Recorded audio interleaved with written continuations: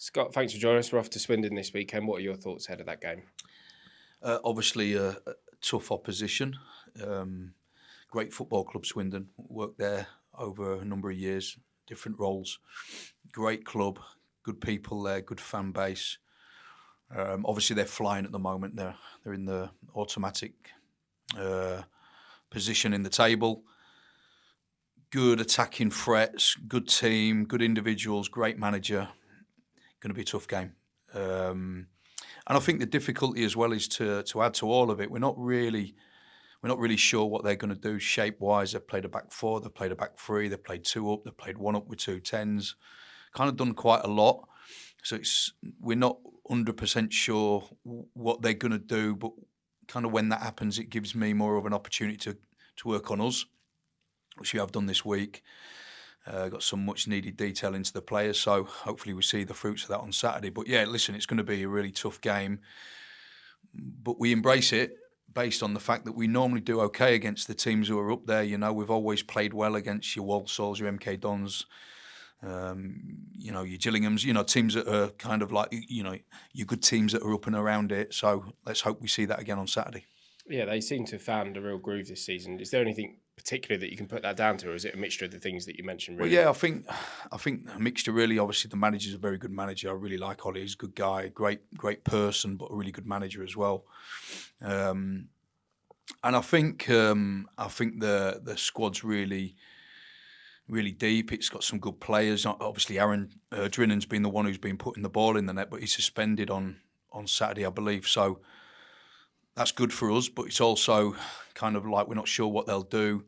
They've got good players behind him. They've got Billy Bowden, who's a really experienced player of the levels above, actually, and Paul Glatzel, who come out of Liverpool, another good player, somebody I really like. There's others. They've got an array of players within their squad who, and obviously goes without saying, Ollie Palmer, who's somebody we know really well here at Crawley, and who's been a great player and still is a real handful. So yeah, listen, they've got some really attacking threats. We've just got to make sure that we're on it and we do what we do really well. And I'm sure if we do that, will be a test for them. Yeah, is this likely to be one of those games where what we've seen so far this season, where it's really entertaining sort of end-to-end football, because both teams like to attack and there's plenty of goals to be possibly had, isn't there? I hope not. I don't want it to be end-to-end, no. Yeah. I'd like it just to be their end, and us attacking them. But listen, we've got to go there with confidence, based on the fact that all the stats and the data show that we're a good team. Where we are in the division shows we're not, because we've not really seen them performances over the line. We've always, like I say, played well against the teams who are up and around it, and I'm hoping to see that again on Saturday against Swindon. We know what their threats are. We know they're going to be a good side, right? They are a good side. That's why they are where they are. They've had a good season so far, but we've got to get our season going, which we've not kind of managed to do. We've stuttered about a little bit, and we need to start. Certainly over this Christmas period, we've got something like 5 games in 15 days, something like that. So there's plenty of points to pick up over this period, and that's what we want to do. And starting with this game on Saturday, there's no reason why we can't go there and get something, if not all 3 points, because I don't want to go anywhere and park the bus. That's not what we do. We go there and do what we do and try and win the game, and that's what we're going to be doing again.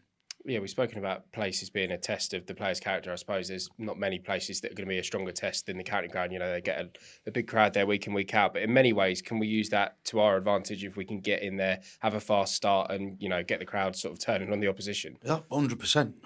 Definitely. I'm experienced with Swindon. I know I used to be the manager there, so I know kind of what it's like there. We can certainly do that, and that's what we're going to be aiming to do. And yeah, let's go there. I mean, everybody in the land will back us to lose there. So the pressure's on them a little bit. But I pile pressure on us as well, because I want to go there and do something, and I want to do it really well. So, we've worked really hard this week. We've done a lot of 11v11s, a lot of coaching details gone into the players. So I'm hoping to see a good performance.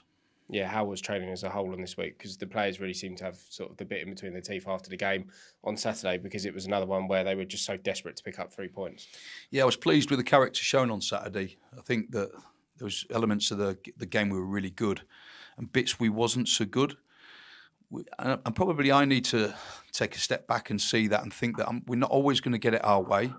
We're not always going to have 90 minutes of pure possession football that we're in complete control. And maybe that's what I want, obviously. But we're not always going to have it our way. And sometimes you come across teams that stop you from doing that and make it difficult for you. And Oldham did that. They're good at that. They've got some real experienced players in their team. You look at their team and look at the subs they brought on. Joe Garner and players like that played at the Championship most of his career, and to make or to think that it's going to be kind of plain sailing is naive, and it's never going to be. So really speaking, when you take a step back and look at that game in isolation, we actually done all right in that game, and the fact that I felt that we were the team that finished stronger out the two, and I felt we were the team that if it had gone on for another 10 minutes or whatever, I think we'd have gone and won it. Obviously, the game's not another 10 minutes, so we needed to do it in the time we was out there, but we didn't. Maybe we lose that game 2 months ago. We maybe lose that game 2 months ago, but we're not now. We're coming from behind. We've come from behind in a few games. And whilst we scored first on Saturday, we still showed character, to come from behind after they scored their second. So I'm actually, I was actually pleased with it in the long run. I think probably a little bit of frustration with the way we started that second half, but we're not always going to get it our way. After the Oldham game, you said you were going to go and have a chat with the referee. How did that go? Usual, really. I think it becomes a bit of a waste of time and effort, and I've been in the referee's room and got into trouble before through speaking the truth, and sometimes it's really difficult to go in there and have a conversation without not falling out, but like putting yourself in a position. So I find that difficult, and really speaking, you don't normally get anything out of it, because all you're telling them is it's something that you've seen live, but you've also seen it back where they haven't. So they're just going to tell you what they thought they saw at the time, and that's it. So there's nothing really comes out of them meetings when you do go in afterwards. I just couldn't understand why he took so long to correct his decision from the penalty to not a penalty. I think he got the decision right, and I said that after the game. I do believe that, but why it took so long is just beyond me. It's just if you've got any doubt, go and see the assistant referee straight away. Why take over a minute? And whilst you was taking over a minute, you're talking to their players for that period of time, which I didn't understand. So I think he made a bit of an ash of it. I don't want to put myself in trouble, but I think it became messy towards the end of the game. And I actually felt that he refereed the game quite well up until probably the last 10 minutes, where there started to be some decisions that were soft. And then on top of all of that, I felt we should have had a penalty with Harry Forster. But when I watch it back, it's a definite penalty. But when I watch it back, I don't see any of my players claiming. I don't see one player, I'm not trying to say cheat or anything silly like that, but like ever claim, put your hands in the air. I'm not saying run at the referee either, but I'm just saying claim for it. You look at, I take you back to the Gillingham game when Gillingham get a penalty against us for what was supposed to be an handball, which wasn't an handball. I showed the players. 7 of Gillingham players are running at the referee with their hands in the air. I'm not saying that's the right thing to do, but it makes the referee, probably gives him that nudge towards making a decision. We don't do that. We're a little bit naive in them moments. We just carry on playing because we're too honest, which I don't want us to not be honest, but what I want us to be is have that little bit of edge about us, to have them, them thoughts of dark arts in there to potentially, and it was a penalty, just to add to it, where Charlie Barker's handball at Gillingham wasn't. So it just goes to show when you claim, you may get it. Recently, you've mentioned the trend of coming out after half time and that first like 5 or 10 minutes, things don't seem to go your way. Is that something you've looked at this Cold week? showers, yeah. We're going to do cold showers just before they go out for the second half. No, seriously, we've spoke about it as a group of staff, and you see teams who come out and do a couple of sprints before the second half starts, or they have a little run across the pitch. Whatever it is, they do certain different things. I actually don't think any of that makes a jot of difference. It is one thing and one thing only, and it's mentality. It's the mentality to make sure you start the way we start the first half. So I think our first, 9 times out of 10 we start a game really, really well. That might come back and haunt me now Saturday, but 9 times out of 10 we do start the game really well, and it's them second halves that we definitely need to improve on. And I don't care what we do, whether the coaching staff do something different as they run out. I ain't even bothered. But it's a mentality shift for me more than anything. And on Saturday, is there any players that are going to be returning? Obviously, you said McCurdy might be back. Is there any of the longer absentees that you have a date in mind for them to return? The likes of Cashman, Malone, maybe. Yeah, none of close by at the moment. They're all kind of in the distance at the moment. So yeah, none to report.